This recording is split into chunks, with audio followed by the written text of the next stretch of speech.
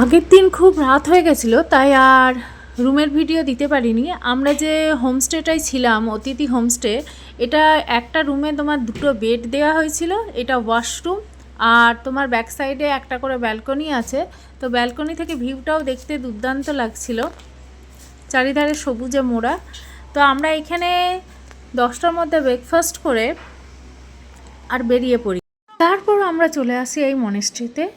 আর monastery মানেই তো জানো শান্তিপূর্ণ জায়গা, মনও শান্ত হয়ে যায় এখানে এসে।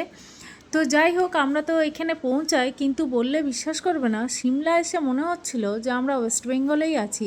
এত গরম, গরম মানে অসহ্য লাগছিল, বাইরে মনে হচ্ছিলো গাড়ি থেকে বেরোবো না, এমন অবস্থা।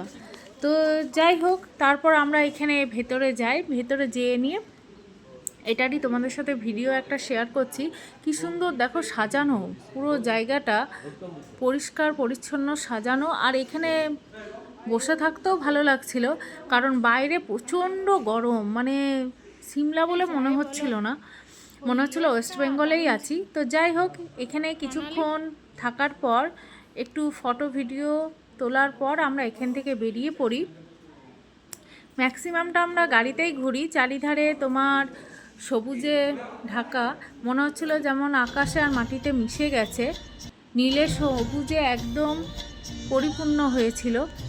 আর আমার তো খুব ভালো লাগছিল, দুপাশারে এইরকম সবুজ তোমার গাছ, আর তার মাঝ থেকে আকাশ উঁকি মারছে, মনে হচ্ছিল দুটোই একদম মিশে পরিপূর্ণ হয়ে গেছে।